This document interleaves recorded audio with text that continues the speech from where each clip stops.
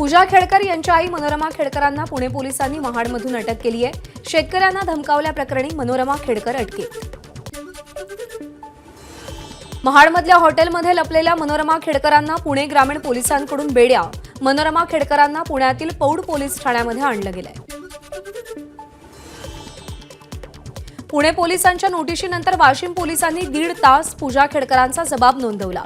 शासकीय विश्रामगृहात जाऊन खेडकर यांचा जबाब नोंदवला गेलाय।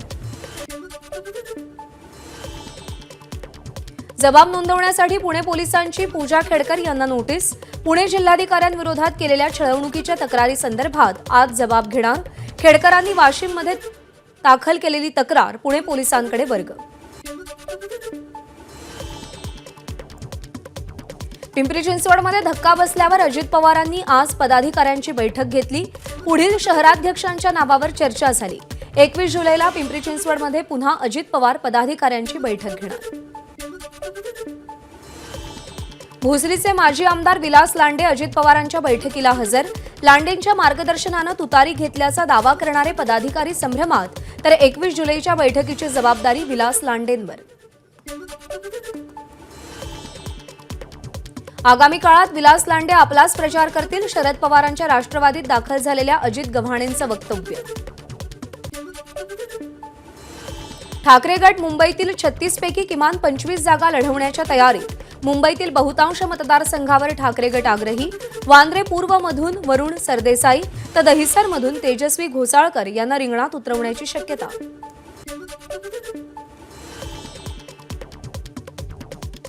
ठाकरे गटाच्या वतीनं सिंधुदुर्ग जिल्ह्यात 45 दिवस निष्ठा यात्रा काढली जाईल।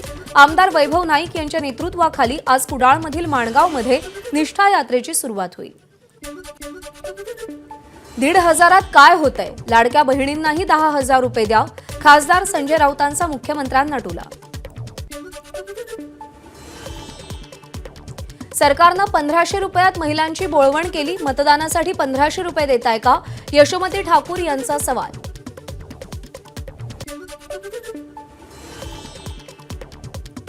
केंद्रीय मंत्रिमंडळाची आज महत्त्वाची बैठक। पंतप्रधान नरेंद्र मोदींच्या निवासस्थानी बैठकीचं आयोजन। भाजप कोर कमिटीची आज आणि उद्या मुंबईत मॅरेथॉन बैठक। आगामी विधानसभा निवडणुकीत किती जागा लढवायच्या या संदर्भात बैठकीत चर्चा होणार असल्याची माहिती।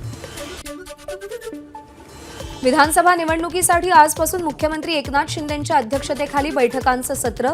मंत्री, नेते, उपनेते, शहर आणि जिल्हा प्रमुख अशा 60 जणांची आज बैठक। अनेक महत्त्वाचे निर्णय होण्याची शक्यता।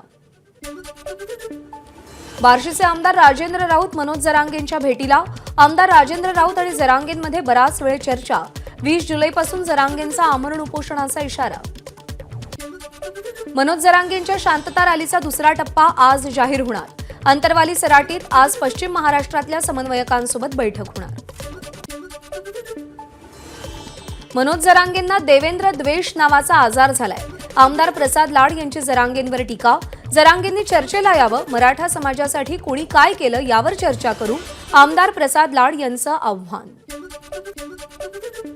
लंडनहून आणलेली वाघनखं साताऱ्यात। 19 जुलैला ढोल ताशांच्या गजरात वाघनखांचं स्वागत केलं जाणार। साताऱ्यातील छत्रपती शिवाजी महाराजांच्या संग्रहालयात सातारकरांना ही वाघनखं पाहता येणार। वाघनखं सातारा, कोल्हापूर, मुंबईसह नागपूर आणि दिल्लीतील शासकीय वस्तू संग्रहालयात ठेवली जातील। शिवभक्तांना वाघनखं पाहता यावी यासाठी राज्य शासनाचा निर्णय।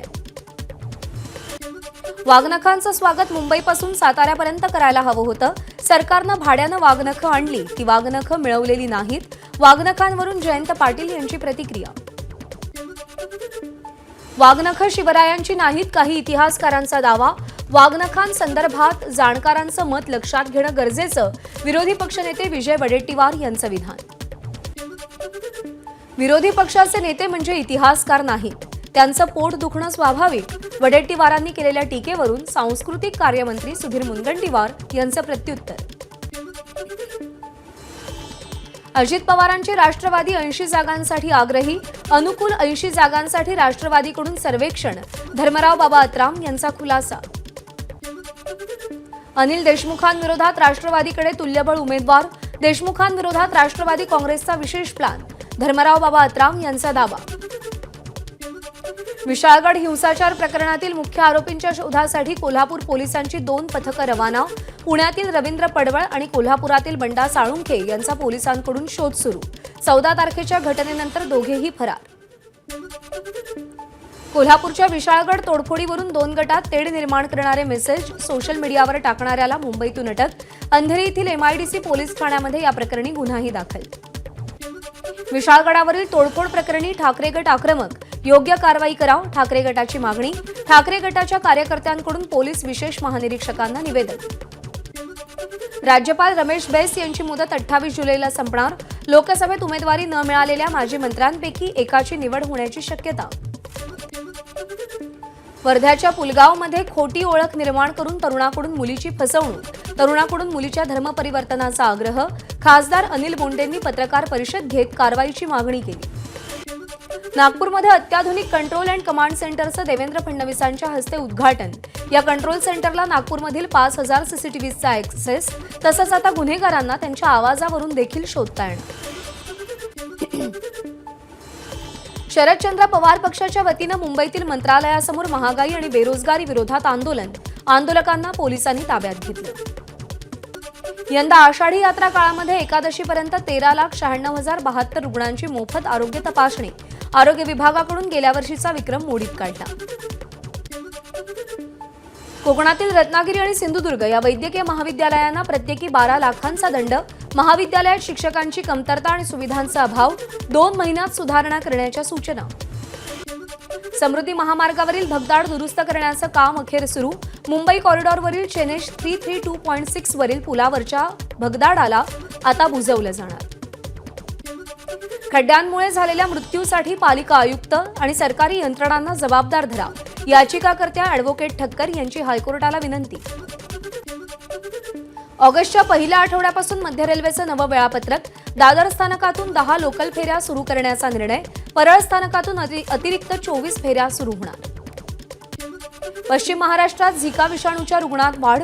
पुणे, कोल्हापूर आणि नगर परिसरात 28 रुग्णांची नोंद. पुणे शहरात झिकाच्या आणखी 3 रुग्णांची नोंद.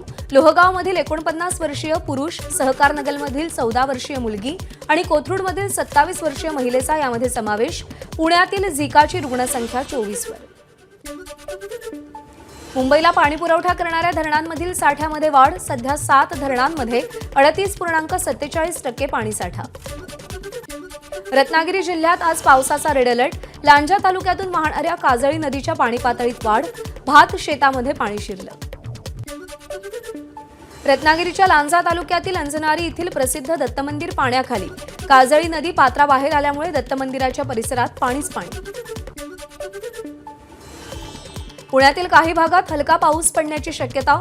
तर घाट परिसरातही मुसळधार पावसाचा अंदाज. प्रवाशांना सतर्क राहण्याचं आवाहन. रायगड, पुणे आणि साताऱ्याच्या डोंगराळ भागासाठी ऑरेंज अलर्ट जारी. खडकवासला धरण क्षेत्रात पाणीसाठा वाढला. खडकवासलासह 4 धरणांच्या पाणीसाठ्यात मोठी वाढ. गेल्या वर्षीच्या तुलनेत यंदा पाणीसाठा जास्त, त्यामुळे पुणेकरांची पाण्याची चिंताही मिटली.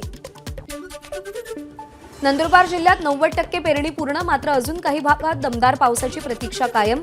लघु आणि मध्यम प्रकल्पात अवघा 50% पाणीसाठा. मुसळधार पावसामुळे मुंबईच्या दहिसर नदीच्या पाणी पातळीत मोठी वाढ. नदीकाठच्या नागरिकांना सतर्कतेचा इशारा. भंडारा तालुक्यातील शहापूर, धारगाव, पहेला आणि पवनी तालुक्यातील कोंढा या 4 महसूल मंडळामध्ये पावसानं सरासरी 100 ओलांडली. दरम्यान हवामान विभागाकडून पुढचे 4 दिवस येलो अलर्ट जाहीर. तळ कोकणात सध्या पावसाची संततधार सुरू. हवामान विभागाकडून ऑरेंज अलर्ट जारी. सिंधुदुर्ग जिल्ह्यात दमदार पाऊस सुरू असून जिल्ह्यातील 21 धरणातून पाण्याचा विसर्ग सुरू. जिल्ह्यातील सर्वात मोठं तिलारी धरण, 2 मध्यम आणि 13 लहान धरणं ओव्हरफ्लो.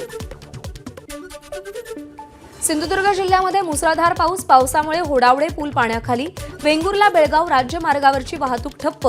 या मार्गावरची वाहतूक वेंगुर्ले मठ मार्ग, सावंतवाडी अशी वळवण्यात आली. मुसळधार पावसामुळे सिंधुदुर्गमधील तेरेखोल नदीनं इशारा पातळी ओलांडली. नदीकाठच्या गावांना सतर्कतेचा इशारा. जिल्ह्यात NDRFची तुकडीही तैनात.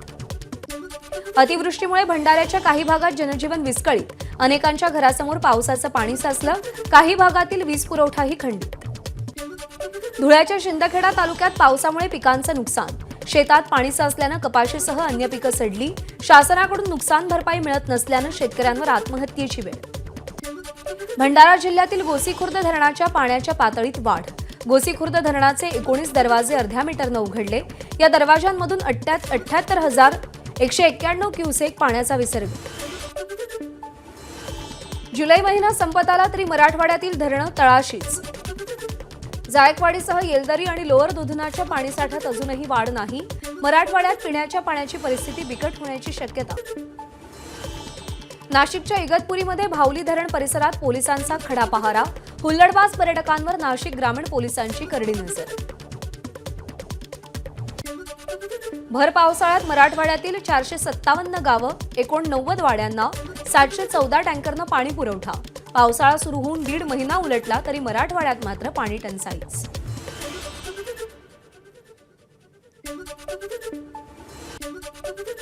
बांद्रा पूर्व येथील न्यू गव्हर्नमेंट कॉलनीमध्ये 4 दिवसांपासून पाणी समस्या. पिण्यासाठी पाणीच नसल्यानं सरकारी कर्मचारी आणि कुटुंब त्रस्त. अमोल कोल्हेंचा भोसरी विधानसभेतील जनता दरबार रद्द. ठाकरेंच्या शिवसेनेच्या इशाऱ्यानंतर अमोल कोल्हेंचा जनता दरबार रद्द. अजित गव्हाणेंच्या राष्ट्रवादी प्रवेशानंतर ठाकरेंच्या शिवसेनेची आक्रमक भूमिका. पिंपरीमधले जे कार्यकर्ते पक्ष सोडून गेले त्यांना निवडणुकीत जागा मिळणार नव्हती म्हणून ते गेले. मात्र शरद पवार आणि जयंत पाटलांनी युटर्न घेत कार्यकर्त्यांना पक्षात घेतलं. अजित पवार गटाच्या सूरज चव्हाणांचा निशाणा. लाडका भाऊ योजना ही 1974 पासून महाराष्ट्रात सुरू आहे. सरकारनं फक्त नाव बदललं त्यामुळे ही फक्त खोटी घोषणा. अंबादास दानवेंची टीका. निवडणुका डोळ्यासमोर ठेवून बजेटमध्ये योजनांची उधळण. पुरस्कार वितरण सोहळ्यातून बाळासाहेब थोरात यांची सरकारवर टीका. लाडकी बहीण योजनेचे दोन्ही हप्ते एकत्रच मिळणार. रक्षाबंधनाला खात्यामध्ये 3,000 रुपये जमा होणार. अर्थमंत्री अजित पवारांची गडचिरोलीमध्ये घोषणा. छत्रपती संभाजीनगरमध्ये लाडकी बहीण योजनेत दलाली करून पैसे उकळणाऱ्या एका महिलेवर गुन्हा दाखल. प्रहारच्या जिल्हाध्यक्ष वंदना मस्के यांच्या विरोधात करमाड पोलीस ठाण्यात गुन्हा दाखल. लातूरमध्ये लाडकी बहीण योजनेच्या लाभार्थ्यांची फसवणूक. 20,000चं सोनं लंपास. नामनोंदणी झाली नाही मात्र सोनं मात्र गेलं. छत्तीसगड महाराष्ट्र सीमेवर पोलीस आणि नक्षलवाद्यांमध्ये चकमक. 12 माओवाद्यांना कंठस्नान तर चकमकीमध्ये पोलीस उपनिरीक्षक सतीश पाटील जखमी. गडचिरोली पोलिसांना राज्य सरकारकडून 51 लाखांचं बक्षीस जाहीर. गडचिरोलीतील कार्यक्रमात पालकमंत्री देवेंद्र फडणवीसांची घोषणा. 12 माओवाद्यांना कंठस्नान घालणाऱ्या C60 जवानांना मुख्यमंत्र्यांची शाबासकी. गडचिरोली पोलीस अधीक्षक निलोत्पल आणि स्पेशल आयजी संदीप पाटील यांना C60 युनिट प्रमुखांना मुख्यमंत्री शिंदेंनी फोन करत कौतुक केलं. भंडारा शहरातील खातरोड मार्गावरील यशोदा नगरीमध्ये पिण्याच्या पाण्याची पाईपलाईन फुटली. यामुळे हजारो लिटर पाण्याची नासाडी. पाण्याच्या प्रेशरमुळे रस्ताही वाहून गेला. धुळे जिल्ह्यातील शिंदखेडामध्ये पावसामुळे कपाशीचं पीक पाण्याखाली. शेतकऱ्यांचं मोठं नुकसान. दुबार पेरणीचं संकट. नुकसानाचे पंचनामे करून भरपाई द्यावी शेतकऱ्यांची मागणी. कांदा चाळींना मिळणारं अनुदान बंद करण्याचा निर्णय. राज्य सरकारच्या निर्णयावर कांदा उत्पादक नाराज. निर्णय मागे न घेतल्यास कांदा उत्पादक संघटनेचा आंदोलनाचा इशारा. कांदा चाळ उभारणीचं अनुदान बंद करण्याचा राज्य सरकारकडून शुद्धीपत्रक काढत निर्णय. या निर्णयावर स्वाभिमानी शेतकरी संघटनेकडून टीका. तसंच शेतकऱ्यांना चाळीसाठी वाढीव अनुदान गरजेचं असून हा निर्णय मागे घेण्याचीही मागणी. निसर्गाची कृपादृष्टी राहावी म्हणून आदिवासी बांधवांकडून करण्यात येणाऱ्या नेवती पूजनाला सुरुवात. निसर्ग आणि सातपुड्यातील आदिवासी बांधवांचं नातं जपणारी परंपरा आजही कायम. छत्रपती संभाजीनगर शहरात गेल्या 3 दिवसांपासून बिबट्याचा वावर. वनविभागाकडून बिबट्याला पकडण्याचे प्रयत्न सुरू. नाशिकमधील कोपर्ली खुर्दच्या हद्दीतील अवैध दारूचा अड्डा. स्थानिक महिलांकडून उद्ध्वस्त.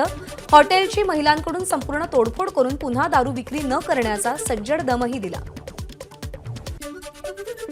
नांदूर नाका टाकळी गावात ट्रक आणि ट्रॅक्टरचा भीषण अपघात. अपघातात ट्रक आणि ट्रॅक्टर चालक दोघेही गंभीर जखमी. पुलाच्या शेजारीच अपघात घडल्यानं मोठा अनर्थ टळला. नवी मुंबईमध्ये पकडलेल्या 2 कोटी रुपयांच्या ड्रग्जचे क्रूज पार्टीशी कनेक्शन. या प्रकरणात अटक झालेल्या 2 आरोपींचे क्रूज पार्टीत ड्रग्ज पुरवणाऱ्या आरोपींशी संबंध असल्याचं उघड. चिपळूणमधील लोटे MIDCमधील पुष्कर पेट्रोकेमिकल कंपनीच्या युनिट 1 मध्ये भीषण स्फोट. अग्निशमन दलाकडून आग आटोक्यात आणण्याचे प्रयत्न सुरू. कर्जबाजारीपणाला कंटाळून व्यावसायिकाची वरळी सीलिंग करून आत्महत्या. आत्महत्येआधी मुलाला फोन करून आत्महत्येची कल्पना दिली. अकोल्यातील बाळापूरमध्ये मद्यधुंद अवस्थेतील मुलानं रागाच्या भरात स्वतःच्याच वडिलांना पेटवलं. उपचारादरम्यान वडिलांचा मृत्यू. आरोपी आकाश शिंगळेवर हत्येचा गुन्हा दाखल. फरार आरोपी सुमित ठाकूरला नागपूर गुन्हे शाखेकडून अटक. आरोपी सुमित ठाकूरवर नागपूरमध्ये 3 गंभीर गुन्हे दाखल. युक्रांदचे ज्येष्ठ नेते अरुण ठाकूर यांचं निधन. अरुण ठाकूर यांच्यावर आज मुलुंडमध्ये अंत्यसंस्कार. भारतीय आयटी उद्योग उभारणीमध्ये अरुण ठाकूरांचा मोलाचा वाटा.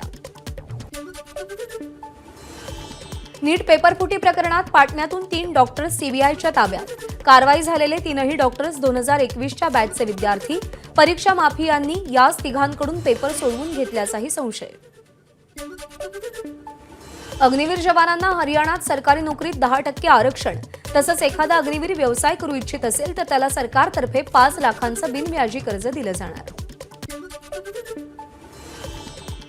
विद्यापीठांच्या कॅन्टीनमध्ये समोसे, नूडल्स सारख्या पदार्थांच्या विक्रीवर बंदी येणार. यूजीसीनं मार्गदर्शक तत्व जारी केली. एबीपी माझा, उघडा डोळे बघा नीट.